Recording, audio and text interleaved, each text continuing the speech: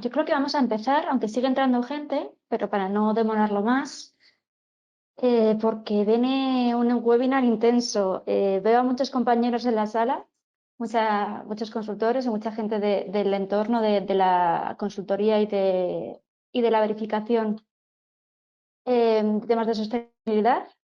Que sepáis todos que este webinar, esta fecha lleva puesta desde noviembre del año pasado, que sabíamos que iba a tener mucho tirón esto de las memorias de sostenibilidad, porque ya sabemos todos que el último trimestre siempre la sostenibilidad es un tema recurrente, pero desde luego esta situación en la que estamos ahora mismo, en la que está habiendo cambios prácticamente todas las semanas, yo por lo menos no me la esperaba.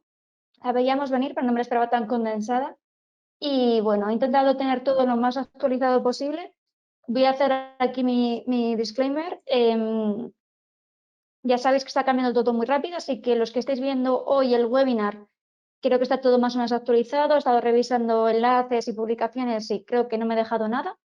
Pero aquí creo que todos tenemos un poco de FOMO, de miedo a perdernos algo, y nadie puede asegurar que efectivamente está al día de todos los avances en materia de sostenibilidad y verificación de sostenibilidad que está viendo estos días.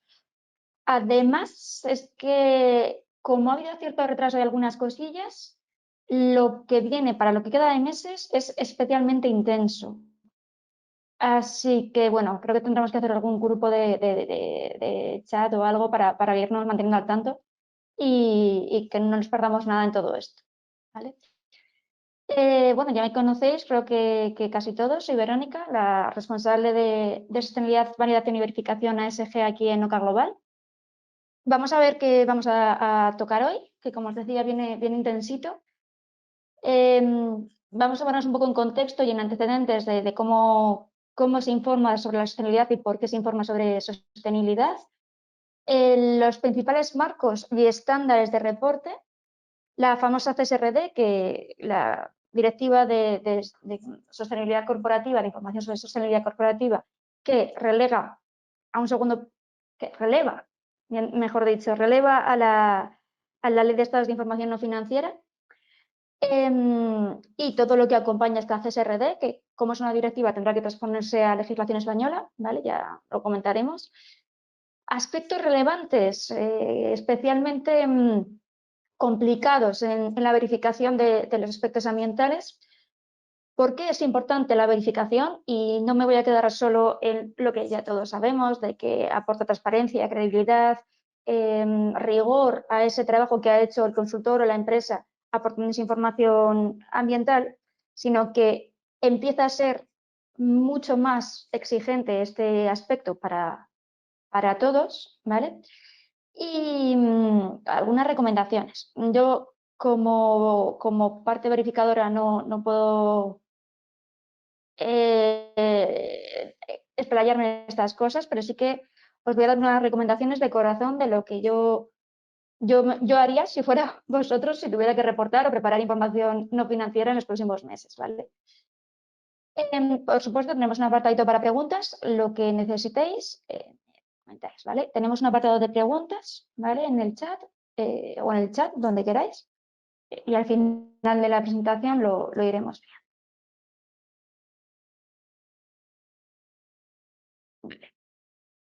Pues empezamos un poco con la introducción y los antecedentes, perdonad.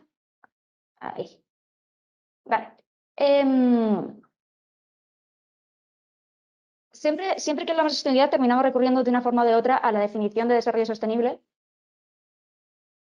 del informe Brundtland, ¿no? El que concibe el que establece que el desarrollo sostenible es aquel que satisface las necesidades de esta generación, sin comprometer las capacidades de las generaciones futuras de satisfacer sus necesidades propias.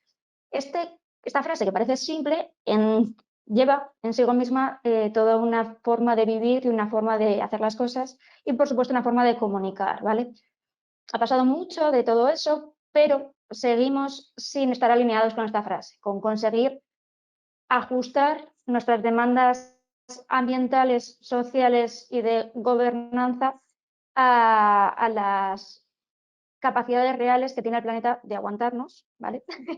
y de no poner en juicio la viabilidad futura, ¿no? A este respecto, me gusta siempre también destacar que los aspectos ambientales, sociales y económicos de un origen se han desvirtuado también un poco, y esa parte económica se sobreentiende porque no se puede ser sostenible sin ser económicamente viable, prácticamente por definición, y ahora la sostenibilidad se entiende como aspectos ambientales, sociales y de buen gobierno. Y esa palabra, el buen gobierno, aunque se recoja muchas veces como uno de los tres pilares, es transversal. La gobernanza aplica a los aspectos ambientales y sociales y sobre todo a las relaciones de una empresa con la sociedad, consigo misma y con la sociedad. Y estas cuestiones son importantes para hablar de la materialidad de la información no financiera que se recoge aquí, ¿vale? Haciendo una pequeña recapitulación sobre cómo ha ido evolucionando todo esto, se podría decir que hace unos años no existían medidas ambientales, sociales y de buen gobierno como tal, sino que la forma de actuar de las empresas era alejada a sistemas alejada de la realidad ambiental, social y de buen gobierno, ¿no? Poco a poco, por diferentes casuísticas, muchas veces incentivadas por la filantropía y compromisos éticos, se fueron introduciendo prácticas de responsabilidad social corporativa dentro de las empresas que no tenían por qué estar vinculadas a la actividad propiamente dicha de la empresa. Con toda esta primera ola de obligaciones de reporte de sostenibilidad, se invitó de una forma voluntaria al principio y después ya siendo obligatorio, mandatorio, a reportar qué hacían las empresas en sostenibilidad, qué hacían en aspectos ambientales, sociales y de buen gobierno, y esto incentivó que de algún tipo de forma se movilizara otra vez y se incentivara realizar actividades dentro de las empresas y asumir como propios esos aspectos. Pero estamos ante una nueva ola, que es la integración total de los aspectos ambientales, sociales de un gobierno dentro de la actividad de la empresa, dentro de la estrategia de la empresa, y tomarlo como un punto vital para el análisis de riesgos y el análisis de oportunidades de ese negocio. Como siempre, la sostenibilidad empresarial se ha basado en el ciclo de Deming, ¿no? En el pensamiento científico, ¿no? De establecer un plan, hacer, verificar y seguir haciendo, mejorando continuamente para incentivar esos cambios dentro de las empresas.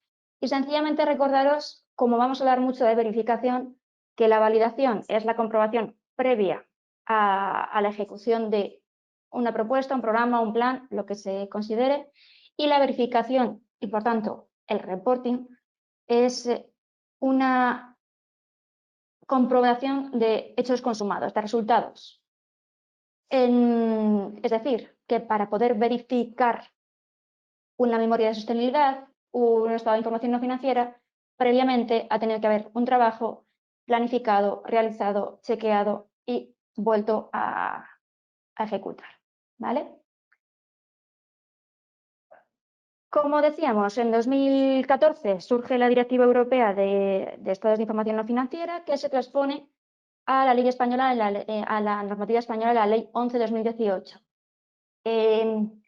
Me acuerdo de aquella época en la que ninguno sabíamos cómo se iba a aplicar. El primer año fue un caos. Hicimos todo un poco como supimos, porque muchas de las cosas que estaban establecidas, que se recogía que se iban a regular en un reglamento, no llegaron a tiempo. De hecho, muchas de ellas no han llegado todavía. Y nos ha dejado unas incertidumbres que, bueno, han hecho que sí que es verdad que se aporte información no financiera, que cada vez sea de más calidad y cada vez sea más alineada con las estrategias de las empresas, pero sigue habiendo muchas diferencias, sigue sin ser estandarizada, sigue sin ser comparable, sigue muchas veces sin cumplir con todos los requisitos establecidos. Y bueno, en este contexto, la Unión Europea y otras entidades han reforzado todo lo relativo a la información no financiera, la información sobre sostenibilidad, principalmente por dos motivos.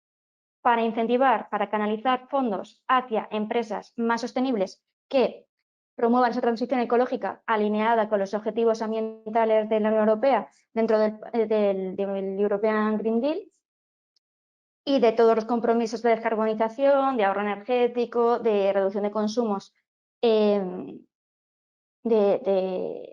a los que la Unión Europea se ha comprometido y que después se transponen a los Estados miembros y a las empresas mediante caída de las obligaciones, ¿vale? Y por otro lado, porque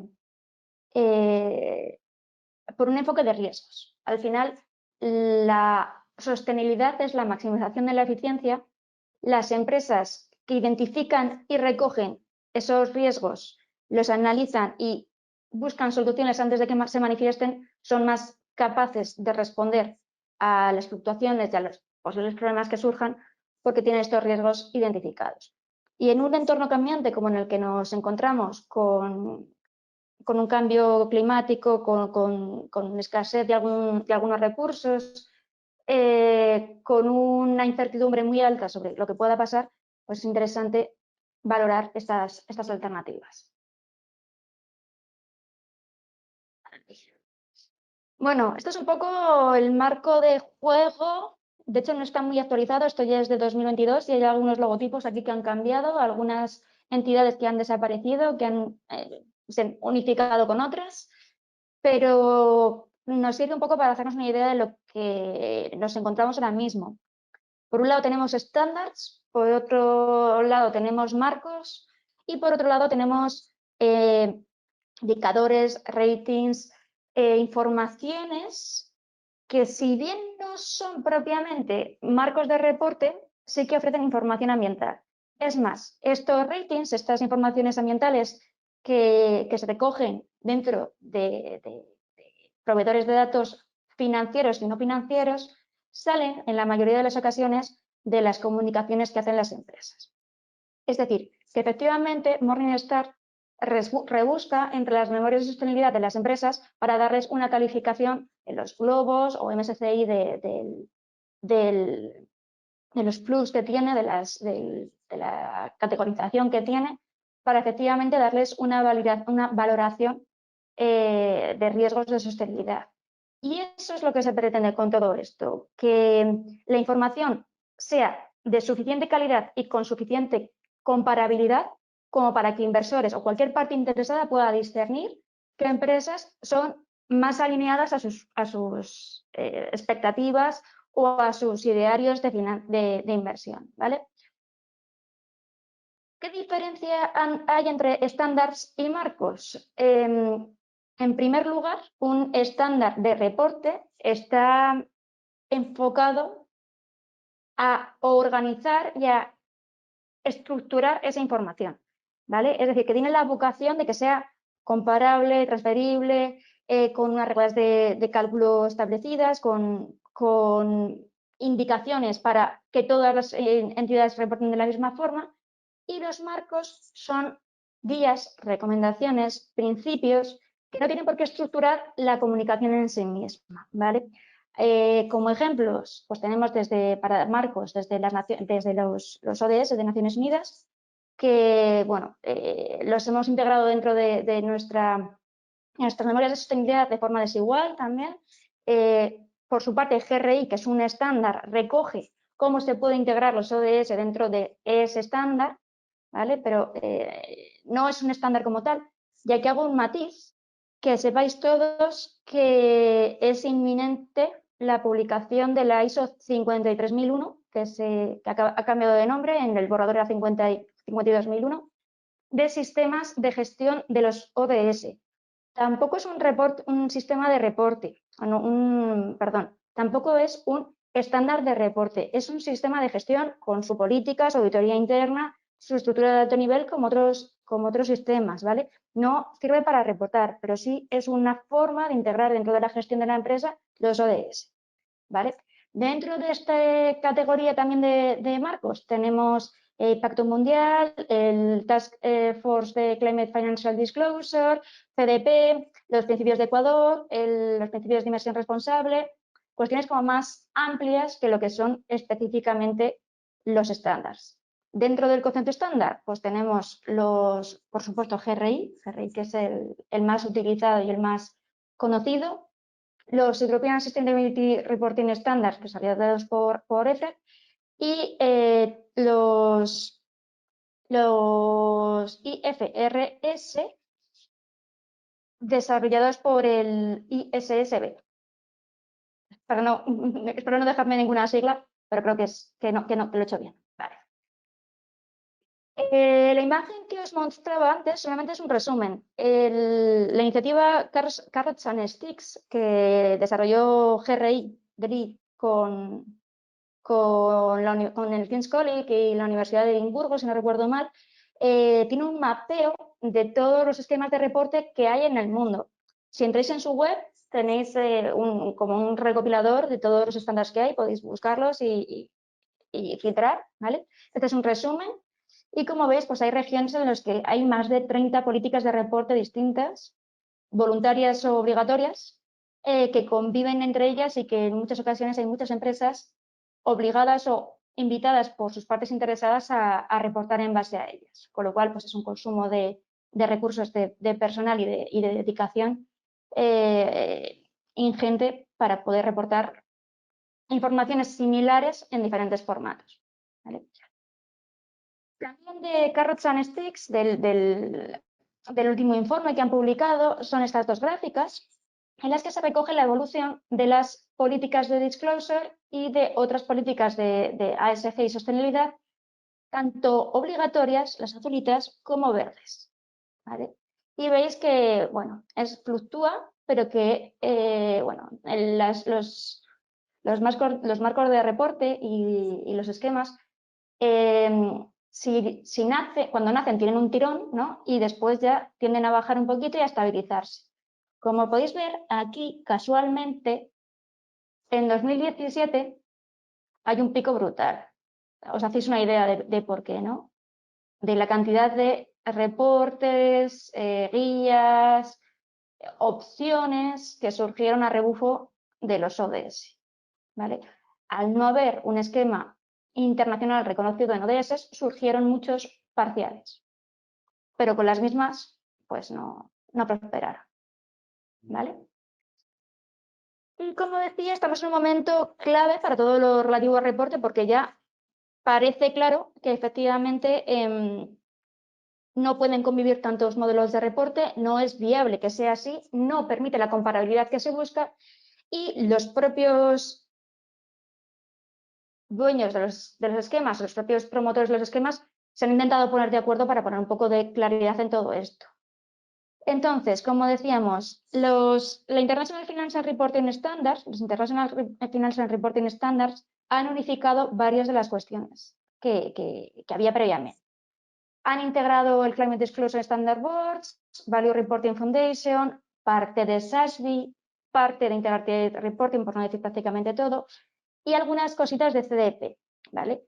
Estas International Financial Reporting Standards surgen de la International Sustainability Standard Board, lo que comentábamos, ¿vale?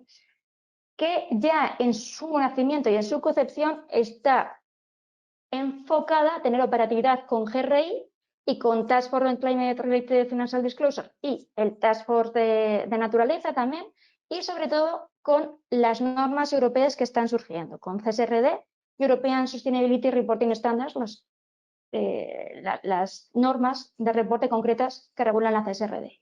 Es decir, que aunque no tengan por qué cumplir todos los requisitos de todas las normas y ser totalmente intercambiables, es decir, equivalentes, se acompañan, tienen un lenguaje común y pueden ayudarse a que se complementen o se maticen de algún tipo de forma. ¿Vale? Vamos a verlos un poquito en detalle. Como os decía, el Climate Disclosure Standard Boards desapareció en enero de 2022, se integró dentro del International Sustainability Standard Board. Del mismo modo, Integrated Reporting, que era una eminencia hasta aquel entonces, se ha integrado también con este organismo, ¿vale? Y las normas prácticamente son equivalentes. Por su parte, SASB, que también era uno de los grandes estándares de reporte, uno de los grandes marcos de reporte, estándar de reporte. Como veis, a veces se utiliza insistentemente porque por el uso que se le da, ¿no? Aunque no sea un estándar, sí que se comunica con él y al final terminas indicando que es un estándar o un marco indistintamente, pero siendo precisos, SASB sí que es un estándar de reporte, ¿vale? SASB tiene como foco la información financiera y de esa forma pues completa todo lo relativo a cambio climático y a cuestiones ambientales en el ámbito financiero, en la materialidad financiera. Por su parte, Carbon Disclosure Project sigue, aunque también está en esa corriente de integración con este organismo, sigue por su parte, porque Carbon Disclosure Project tiene más matices además de eso, y sigue sin ser un estándar de reporte, sigue siendo una forma de comunicar los compromisos de descarbonización de empresas, de ciudades, de países y de prácticamente cualquiera que quiera recoger. Vale. Pasamos al Task Force on Climate Related Finance and Disclosure, que comentábamos antes. Esta iniciativa internacional se centra específicamente en cambio climático. Esto pasa mucho. Al final hay muchos de cambio climático porque ha sido un tema material importante, pero la idea es que vayan optimizándose y que vayan yendo hacia uno solo. De hecho, con las nuevas publicaciones que se acaban de hacer de la International Financial Reporting Standard, Task Force parece ser que va a perder un poco de fuerza. Por cierto, este es el nuevo logotipo de Task Force de On Climate Related Disclosure, que se ha hecho un rebranding. Si no lo reconocéis, es este el nuevo, aunque lo veréis el viejo por todos los lados, ¿vale? En cuanto a novedades de Climate Disclosure, nada nuevo desde el último reporte de 2022. Creo que lo que han hecho es priorizar el ver cómo se desarrollan las otras normas, colaborar con ellos y como todo ha estado bastante revuelto, no han movido fichas hasta el momento, se mantiene como una de las principales herramientas de comunicación de aspectos ambientales y por el momento no ha dado más señales de vida. Los que sí han dado señales de vida son sus hermanitos pequeños, los relacionados con la naturaleza, el Task Force on Nature Related Financial Disclosure, que efectivamente el día 18 de septiembre, hace una semanita, publicaron las recomendaciones de comunicación en relación con la naturaleza.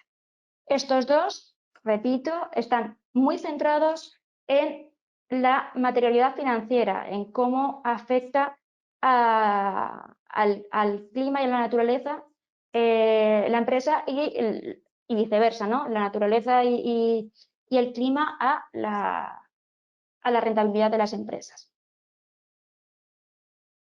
Ya os digo, todos los enlaces, las publicaciones están lo más actualizadas posible. Esto no quita que si veis la presentación en unos días haya cambiado todo, ¿vale?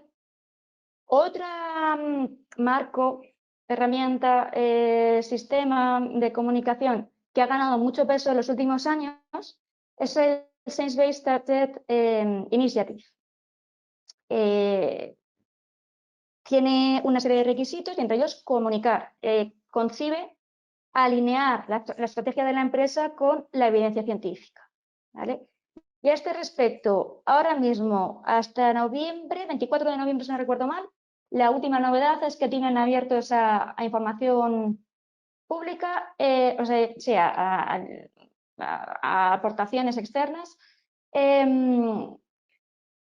una consulta de mostrar evidencia sobre si los certificados de uso ambiental contribuyen específicamente a los objetivos ambientales de las empresas, por si alguien quiere colaborar con estas cuestiones, ¿vale?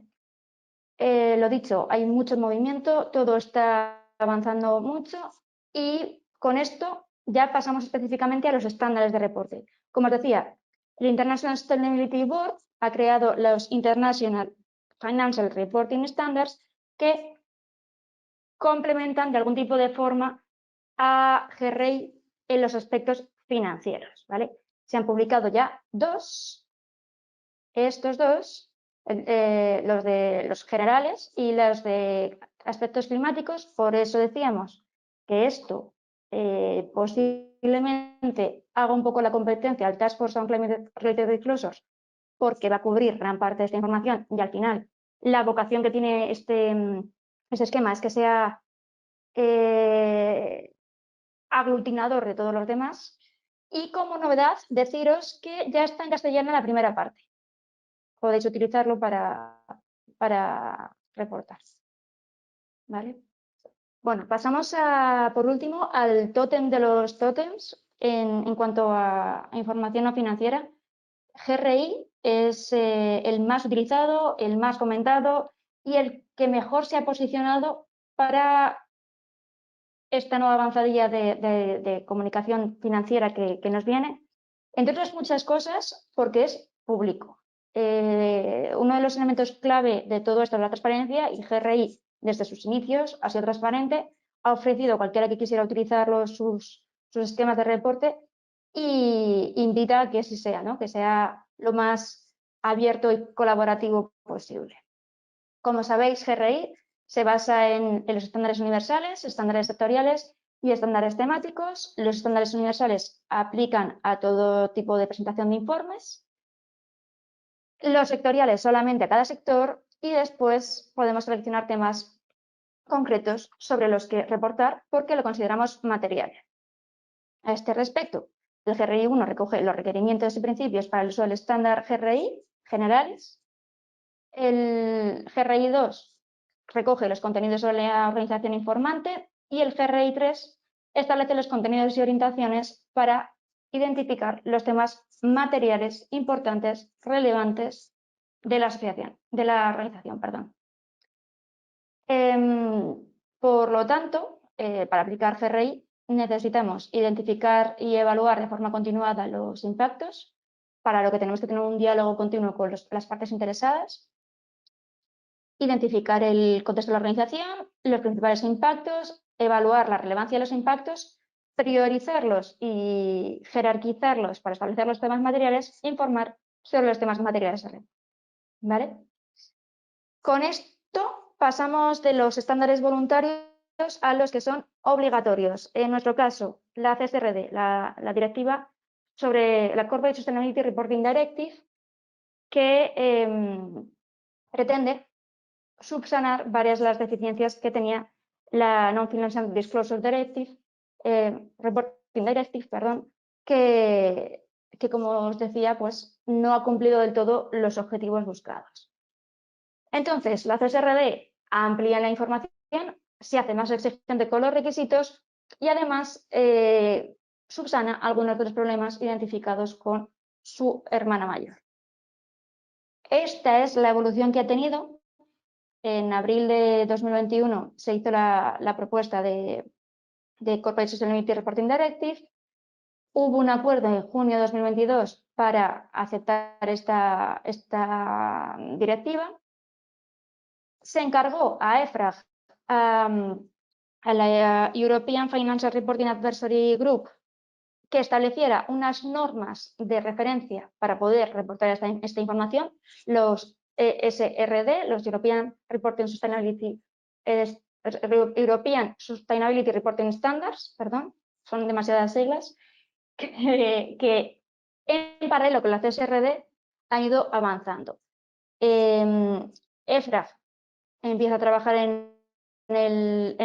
trabaja en el primer borrador de informes, presenta el primer borrador de informes, se publica en diciembre de 2022 en el Diario Oficial de la Unión Europea, la CSRD, el texto final. Ojo que al ser directiva tiene que transponerse a legislación nacional. Se abre a información pública los European Sustainability Reporting Standards y finalmente se adopta en julio.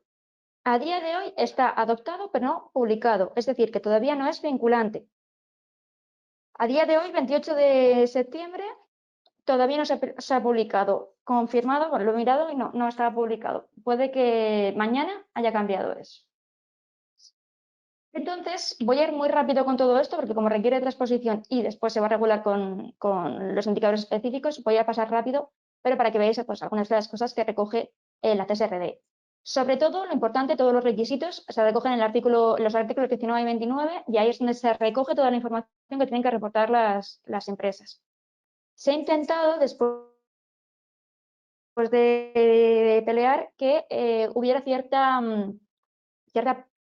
reparto entre la información descriptiva y los indicadores. Por eso, pues pide una pequeña descripción del modelo de negocio, la resiliencia del modelo de negocio, las oportunidades de la empresa derivadas de la integración de cuestiones de sostenibilidad, planificación de la empresa, que esta es una de las cosas que se modifica con respecto a los estados de información no financiera, que es que debe de aportar información prospectiva, información futura de todo lo relativo a la sostenibilidad. Las partes interesadas en la empresa y la forma en la que el modelo de negocio afecta a las cuestiones de sostenibilidad, la estrategia de la empresa en relación con las cuestiones de sostenibilidad, de la descripción de los objetivos en un horizonte temporal medio y largo, y la reducción de emisiones, la función de los órganos de administración, las políticas de la empresa, los sistemas de incentivos ligados a las cuestiones de sostenibilidad, descripciones de la debida diligencia aplicada a las cuestiones de sostenibilidad, que, por otro lado, se regularán específicamente en una directiva propia, como sabéis, los principales efectos negativos reales o potenciales relacionados con la actividad de la empresa y su cadena de valor, toda su cadena de valor. Otro pequeño matiz con respecto a los estados de información no financiera: obliga a reportar cadena de valor, ¿vale? Obliga, o sea, debe reportar cadena de valor, ¿vale? Otras medidas para prevenir, mitigar, subsanar posibles efectos reales o potenciales de cambios de sostenibilidad, riesgos de la empresa relacionados con cuestiones de sostenibilidad y los indicadores a los que se refieren las letras. ¿Vale? Como decíamos, incluirá información relativa a horizontes temporales cortos, medios y largos, toda la información de cadena de valor, incluidos productos y servicios, relaciones comerciales y cadena de suministro, y las normas de presentación de la información, los European Sustainability Reporting Standards, que se recogen en el artículo 29. Esto es lo que dice la norma, que deberá hablar sobre estos aspectos: mitigación de cambio climático, adaptación al cambio climático, aguas y recursos marinos, el uso de los recursos en la economía circular, la contaminación y la biodiversidad en los ecosistemas. Seguro que esto os suena mucho, porque son los 6 objetivos de la Unión Europea que también se recogen en normativas vinculadas, como son el DNSH, por ejemplo, el Do Not Significant Harm, que va también vinculado a toda esta paquete de normativa que pretende apoyar al European Green Deal y además al paquete de finanzas sostenibles, que recoge todo esto, y ampliar así también la capacidad, los derechos de los consumidores, luchando contra el greenwashing y contra prácticas desleales en comunicación ambiental. A este respecto, también la directiva Green Claims recoge que toda esta información cualquier información de este tipo debe ser verificada, debe ser comprobada, y que no se puede usar a la ligera como se venía haciendo hasta ahora. Está por regular todavía. Además de aspectos ambientales, tiene que recoger aspectos sociales como igualdad de trato y oportunidades para todos, condiciones de trabajo, el respeto a los derechos humanos, cuestiones de gobernanza, función de los órganos de administración, características de sistemas de control interno, la ética y cultura empresariales, todo lo relativo al lobismo, presión, influencia y gestión de la calidad de las relaciones con los clientes, proveedores y comunidades afectadas por la actividad de la empresa. Esa es lo que dice la CSRD. Lo que dice EFRA, lo que propuso en su momento, es hacer esta estructura. Hacer unos indicadores generalistas, otros específicos y otros más concretos, y aportar en las diferentes áreas: ambiental, social y de buen gobierno. Por supuesto, todo ello recogido bajo el paraguas de la doble materialidad financiera y de impacto. Por cierto, EFRAG también está en un rebranding y en algunos sitios vas a encontrar otro logo distinto, porque no chirríe. Este es el paquete de normas que acaba de salir, ¿vale? Que se propuso y que se ha adoptado ahora por la Unión Europea, que está pendiente de publicación en el boletín. Ya esta es la estructura, ¿vale? requerimientos generales, ambiental, social, buen gobierno y específicos del sector. En este proceso en el que EFRAG hizo una propuesta y pasó a la Unión Europea, hubo ciertos cambios. A este respecto, el 14 de junio se presentaron estos cambios específicamente como una labor de transparencia para indicar los cambios que se habían recogido, ¿vale? Os dejo aquí el resumen, es directamente un pantallazo de su presentación y vamos a ver algunos. Claro, os acordáis, seguro que todos os acordáis porque sois gente del sector, pero claro, en estos meses ha habido mucho revuelo, efectivamente es mucha presión y hay que reportar mucha información en los próximos, en los próximos años y todavía está todo muy por ver, se ha demorado todo mucho y efectivamente hay un temor a que la carga de toda esta información no sea asumible por muchas empresas. Y lo que ha hecho a este respecto la Unión Europea con respecto a la propuesta de EFRAG ha sido relajar un poquito las expectativas, rebajar esa demanda y ajustar un poquito, dejar a voluntariedad muchas cosas, quitar obligatoriedades de reportar temas materiales y a este respecto el clima se ha quedado como algo voluntario, pero las empresas tendrán que explicar por qué no es material para ellos. Una pequeña trampita que ha metido la Unión Europea. Además, para facilitar esta transición y que a las empresas les sea más fácil irse adaptando, efectivamente hay algunas partes de los estándares o algunos estándares que se van a ir aplicando progresivamente. Por ejemplo, el alcance 3, que en principio iba a ser obligatorio desde el comienzo, se demora un poquito y pasa al segundo año, al segundo año de reporte. Y así, pues algunos como biodiversidad, cadena de valor, bueno, poquito a poco, ¿vale? Al final ha rebajado expectativas y poquito a poco irá avanzando. Y así es como queda un poco la aplicación. Este es la aportación que se va a hacer en los próximos años. Aquí donde pone 750, recordad que en nuestro caso son 500 empleados, ¿vale? Para las empresas que se aplica la Directiva de Información No Financiera.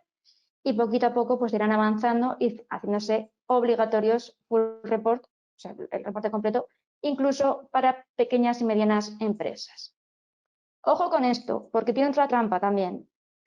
Las pequeñas y medianas empresas por sí mismas pueden no reportar hasta 2028, pero si son empresas que dependen de grandes empresas, seguramente estas grandes empresas en esa aplicación de ese requisito de reportar toda la cadena de valor requieran de información no financiera mucho antes, ¿vale? Esto ya está pasando, ya lo sabéis, si trabajáis para grandes empresas, que se está solicitando ya información para poder reportar en esos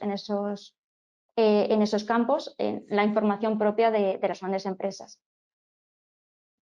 Por ello, documentad todo lo que tengáis. Si tenéis esquemas certificados, tenéis compromisos, huella de carbono, por supuesto, documentadlo, verificarlo, certificarlo y aportarlo como evidencia porque os puede salvar de cumplir o no criterios y que os deje fuera de ese listado de proveedores. Otra de las cositas que ha hecho ha sido hacer muchas de las divulgaciones voluntarias. A este respecto, pues ha rebajado mucho las expectativas de algunos de los esquemas básicos, ¿vale? Incluidos algunos de medio ambiente, algunos aspectos sociales y algunas cositas que, bueno, en principio quedan voluntarios, pero que poquito a poco pues, se espera que se vayan reportando. En conclusión, tenemos ahora mismo un estado de transición al que vamos a pasar de la Ley 11/2018 de Estados de Información No Financiera a la CSRD. La CSRD empieza a aplicarse a partir de enero de 2024. El informe, o sea, es decir, el año fiscal, el informe, la memoria se entrega en 2025 con respecto a datos de 2024. Ojo con esto, porque parece que como tenemos que reportar en 2025, queda mucho, pero si tienes que reportar todo el año 2024 y tienes que tener datos de calidad y de valor para poder hacer tu informe, tienes que empezar ya, si no lo has hecho, a establecer canales para recopilar toda esa información, valorar esa información, esa calidad de esos datos y analizar si es posible o no reportar en base a lo que tienes o tienes que apoyarte con otras herramientas. A este respecto, todo lo que tenga que ver con digitalización y agilizar la toma de proceso de datos automática es preferible a la toma de datos manual, que además lleva un riesgo intrínseco y que además es más incierta, propiamente dicha, que la tomada por una máquina, ¿vale? La información a reportar efectivamente se amplía, tenemos cuestiones de doble materialidad, intangibles, por supuesto, la CSRD también incluye todo lo relativo a taxonomía, a las divulgaciones de finanzas sostenibles para aquellas empresas que les aplique y establece esa vocación de mirar al futuro, de objetivos y progreso para no solo reportar en base a lo que se está ejecutando, sino informar sobre lo que se quiere hacer.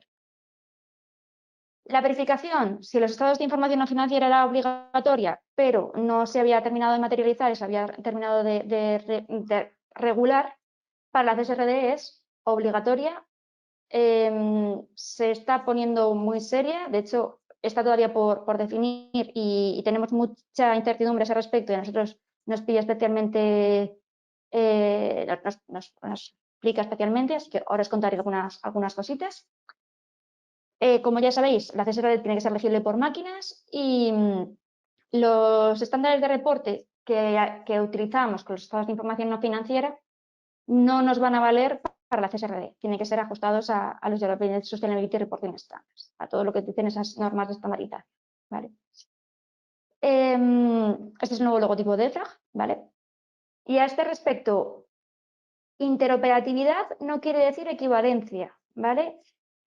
CRI y la CSRD tienen un lenguaje común, pero no tienen por qué ser equivalentes. GRI no tiene por qué contener todo lo necesario para los European Sustainability Reporting Standards, ¿vale? Pueden ser complementarios, pero necesitan complementarios, pero no equivalentes, ¿vale? O sea, no por tener GRI cumples específicamente con los requisitos establecidos para este reporte de sostenibilidad, ¿vale?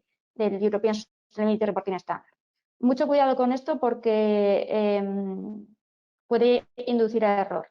Es muy buena idea empezar a reportar en base a GRI porque hay muchas organizaciones que ya tienen experiencia, que ya saben cómo utilizarlo, que además es muy amigable, es en abierto y es interesante empezar a utilizar GRI de cara a prepararse para la CSRD y para las normativas de European Sustainability Reporting Standard.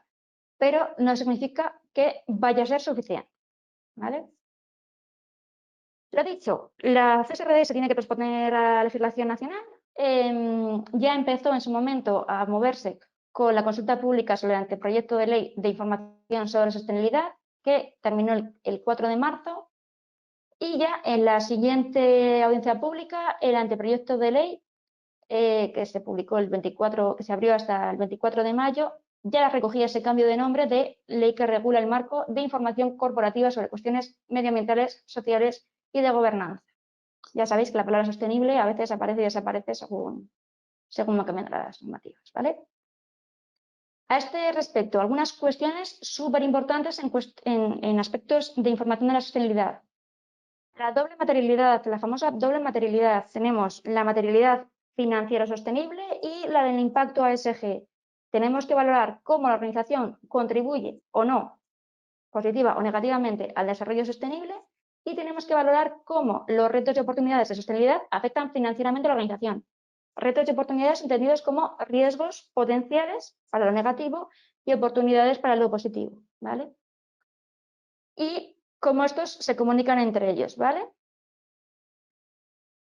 Sé que se dice fácil, que después es bastante más complicado de aplicar, pero esa es la teoría. Tenemos una diferencia de público objetivo que recoge la propia CSRD. Diferencia entre partes interesadas o afectadas por esa información de sostenibilidad, que son las personas o grupos de personas que pueden verse afectados por la actividad específica de la empresa, y recoge concretamente usuarios del informe, gente, personas, entidades que tienen interés en esa información, no tanto en la empresa como en esa información, ¿vale? En poder comparar, valorar y discernir algunos indicadores de esa empresa en comparación con otros, ¿vale? Y súper importante, la CSRD establece que en los primeros años el nivel de aseguramiento de esa información de sostenibilidad va a ser limitado. ¿En qué consiste esto de limitado? Que el nivel de confianza va a ser moderado pero suficiente para cumplir con los requisitos, que se puede hacer una verificación muestral y no determinar ni analizar todas y cada una de las partes, sí, todas y cada una de las partes, no tanto, sí todas las partes, por supuesto, todas las partes del informe, pero no tanto con tanta exhaustividad las evidencias que sustentan el informe, ¿vale? Y focalizado sobre todo en los procesos, en la forma de recopilar los datos, ¿vale? Y el resultado se puede resumir en este informe está alineado con los criterios establecidos en, o bien con no se han detectado evidencias que digan que no cumple con lo que dice, ¿vale? El nivel de aseguramiento razonable va un poquito más allá y la Unión Europea se ha curado mucho de decir si era posible o no con la CSRD y va a valorar si es posible o no llegar a un nivel de aseguramiento razonable, que no es el total, es razonable. Hay un nivel de aseguramiento por encima, que es el absoluto, pero ese es prácticamente imposible a este nivel de reporte de información. Quizá para la de Green Claims pueda ser posible, no sé cómo se regulará, pero de momento el nivel de aseguramiento razonable es lo que se aspira a alcanzar. Supone un nivel de confianza alto, requiere más profundidad de análisis de recopilación de muestras y el resultado es la confirmación, que efectivamente la información que se recoge es verídica, válida, con un nivel de confianza alto, ¿vale? Tenemos más, pero por supuesto cuando ya vayamos aterrizando un poquito más iremos ampliando información. Vale, pasamos ya rápidamente a la verificación, la importancia de la verificación. Para que os hagáis una idea, en la consulta pública, en el texto de la consulta pública del anteproyecto de ley, en esas 42, en esas 8 páginas se mencionaba 42 veces la palabra verificación. Y ya en el texto del anteproyecto, en 113 páginas se recoge 505 veces. De hecho, la ley prácticamente se centra en todo lo relativo a la verificación. Como veis, el Instituto de Contabilidad y Auditoría de Cuentas es quien ha redactado esta propuesta de ley, con lo que os hacéis una idea de los requisitos de verificación establecidos, ¿vale? Por su parte, y a falta de algo mejor, el Consejo de Normas Internacionales de Auditoría y Aseguramiento ya está trabajando en una propuesta de estándar internacional de aseguramiento, o sea, de verificación de la información ambiental. Este es el plazo de ejecución, ¿vale? Ahora mismo este borrador está abierto a consulta pública, lo tenéis disponible en la web del International Accounting and Assurance Standards Board, y esto parece ser que va a ser lo que va a regular la forma de actuar en los próximos años. En nuestro caso, y tal y como se recoge en el anteproyecto de ley, la alternativa va a ser o bien ser auditor de cuentas con una serie de requisitos, o bien que las entidades de evaluación de la conformidad pasemos un proceso de acreditación por ENAC. A este respecto, nosotros en nuestro caso, o sea, la verificación, la validación y la verificación se diferencia. La validación es previa, la verificación es posterior. Estas son las definiciones que aportan las normas de referencia que nos aplican a nosotros, la 17.029 de validación y verificación generalista y la 1465 de validación y verificación de aspectos ambientales concretos, ¿vale? Es decir, que cuando me preguntáis vosotros algunas veces, ¿pero qué nos vas a pedir para la verificación? Os vamos a pedir cualquier entidad de evaluación de la conformidad, los requisitos que establece la 1729 generalista, más los requisitos que establece la 1465 específica de medio ambiente, más lo que establezca el programa establecido por ENAC, ¿vale? ¿En qué os aplica? ¿En qué os puede proceder a vosotros? ¿Vale? Me gusta explicaroslo para que lo entendáis bien y sepáis qué hay detrás de un proceso de verificación. Muchas veces nos pensamos que solamente es la auditoría, pero hay un proceso de planificación y de ejecución de todo esto.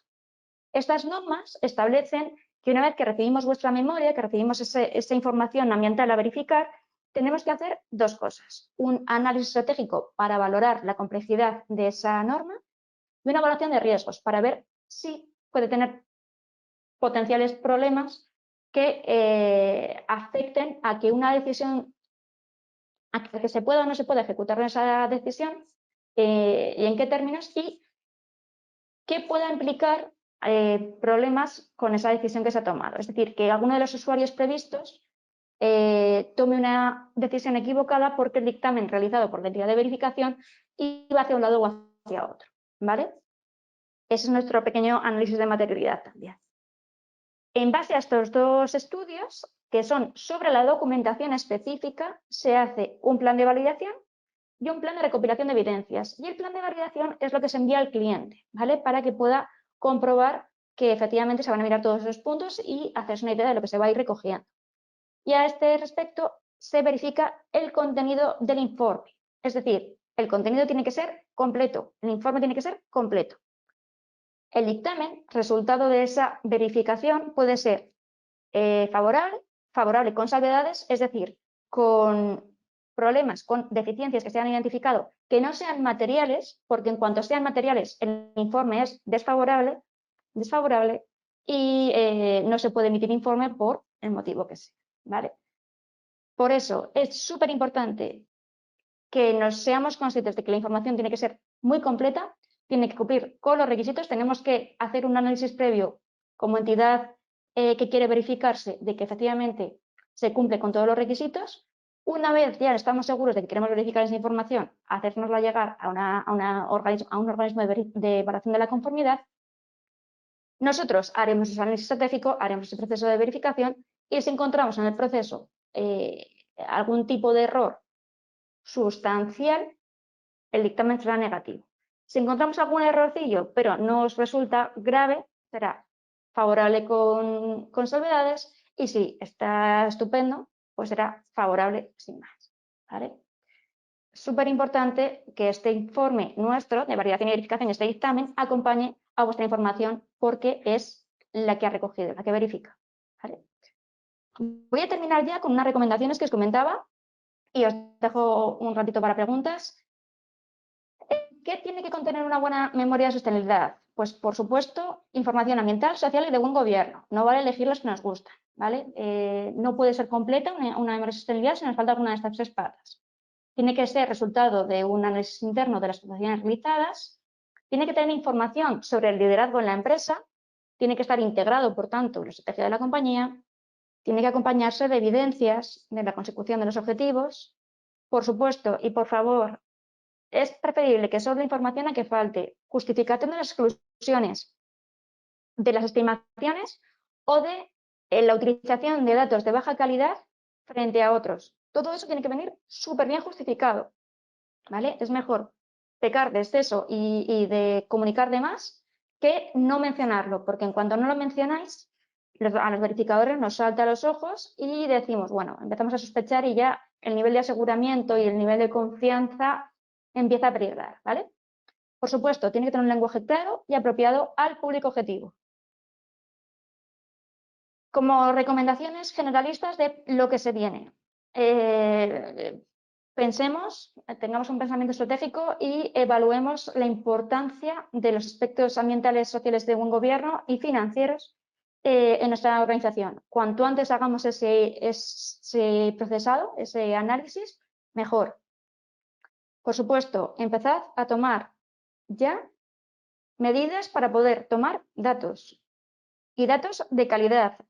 Acompañado a cada dato tiene que venir una valoración de cómo de fiable es, porque la materialidad puede ser cualitativa y cuantitativa y si tenemos un dato que tiene un alto nivel de incertidumbre puede afectar a esa materialidad y por tanto generar un dictamen negativo. Por supuesto, comunicaciones continuadas con las partes interesadas y más en este momento, que es cuando está todo por construir. Tenemos que documentar lo existente, súper importante, que empecemos ya a documentar todo lo que tenemos y que tengamos un poquito de previsión y ese plan de transición para hacer frente a todo lo que nos llega. Esto es todo por mi parte. Voy a ver si hay alguna pregunta. Pero no habéis aburrido. Oh, mantenéis bastantes por aquí. ¿Todavía?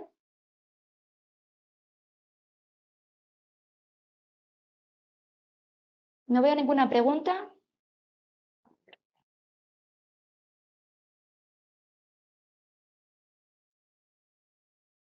Vale.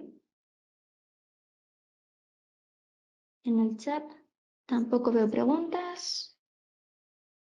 Vale. Entre los asistentes tampoco veo preguntas. ¿Alguien ha levantado la mano? Sergio. Vale, pregunta. Ahora sí. Vale. Obligaciones para las empresas, me pregunta Sergio.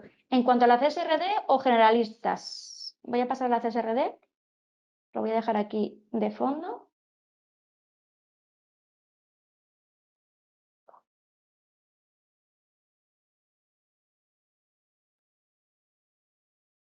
¿Qué pasa? Perdón.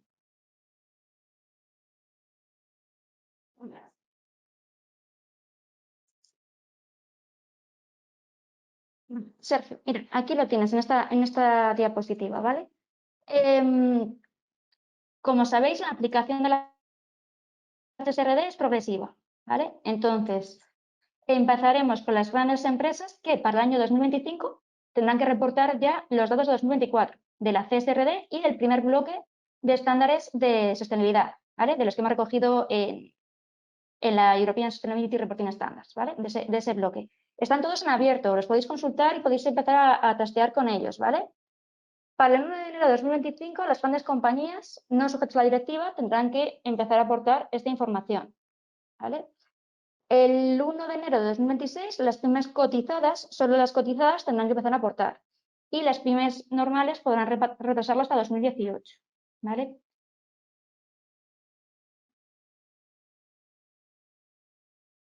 Y será esto. Os lo voy a pasar otra vez a los estos. Esto.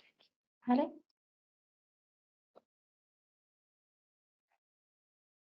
Estos son los requisitos que se van a pedir.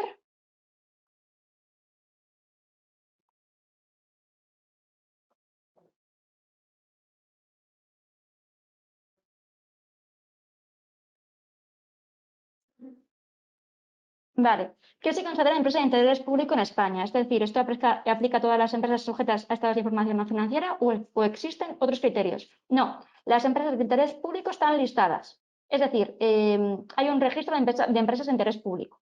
¿Vale? Ese es el primer matiz.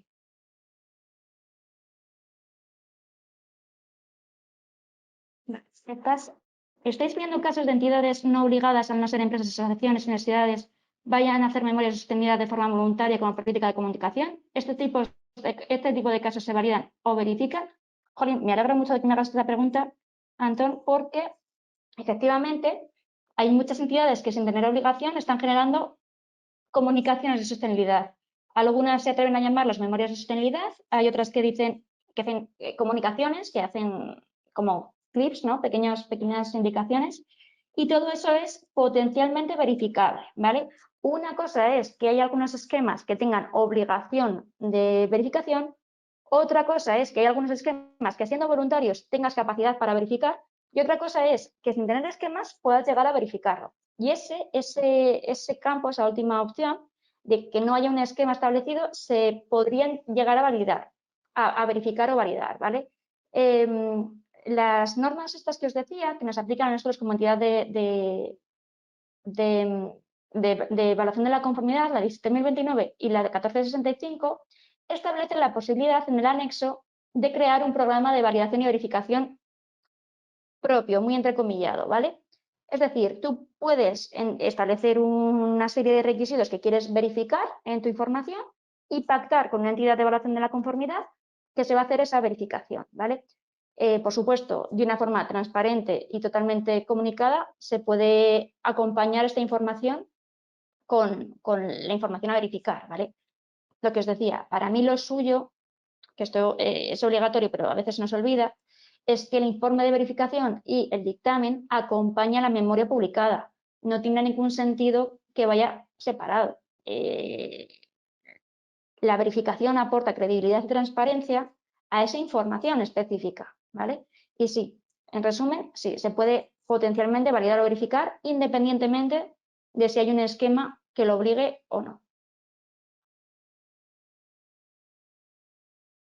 Pensad que es eso, que la verificación es la comprobación de una evidencia. Entonces, siempre y cuando sea sustentada por evidencias lógicas, por datos tangibles, estudios, informes, es potencialmente verificable.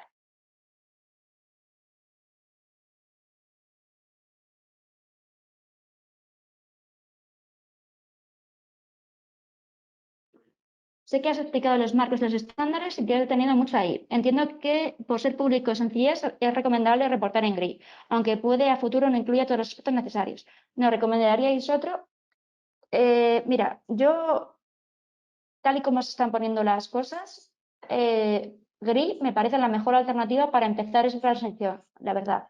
Y, dado que los European Sustainability Reporting Standards son públicos, me cogería esos estándares y empezaría a mirar qué nos aplica cada uno, cada entidad por sus requisitos y empezaría a intentar reportar en base a eso. Haría este primer año, o sea, estos primeros meses haría ese ejercicio.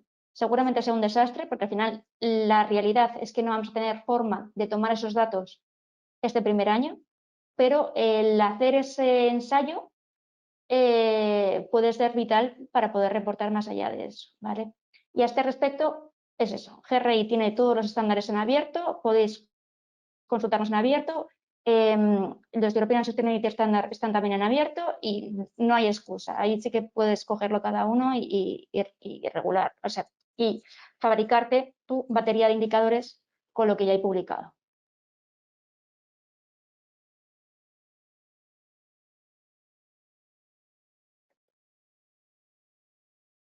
Vale. Nada, de nada.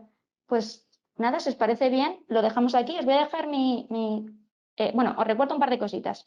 Os recuerdo que tenemos una herramienta de diagnóstico de sostenibilidad que precisamente os va a preguntar cosas como si aplicáis la doble materialidad y que os va a salir un resultado como este, ¿vale? Eh, puntuación ambiental, social y de buen gobierno. Este es un esquema propio, ¿vale? Esto no se basa en nada más allá de nuestros criterios y os va a hacer recomendaciones de declaraciones o de esquemas, estándares que os pueden ayudar en ese compromiso por la sostenibilidad. Os recuerdo además que tenemos una serie de webinars programados, hoy hemos estado en esto de memoria y sostenibilidad, pero que para el mes que viene tendremos el de huella de carbono y emisión climática, el siguiente es el de verificación de impacto social y ambiental y el siguiente dedicado a verificaciones, a certificaciones cero de residuos y de proximidad. Y aquí estoy para lo que os haga falta, lo que necesitéis, cualquier duda, aclaración. Yo intentaré mantenerme actualizada de todo lo que vaya surgiendo, no lo prometo, desde luego. Y cualquier duda, consulta que podáis ir teniendo, estoy a vuestra disposición.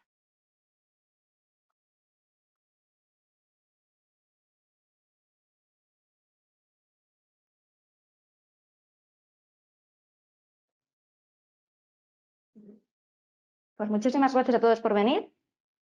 Ay, pregunta, preguntas. Vale, son gracias. Gracias a vosotros por venir y nada, espero que os haya aclarado algo todo esto.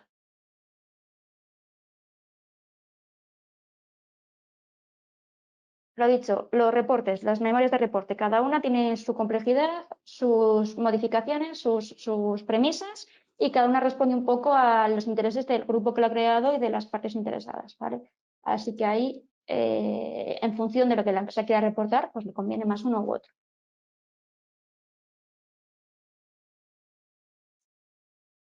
Vale. Pues muy bien, muchísimas gracias. Lo dejamos aquí.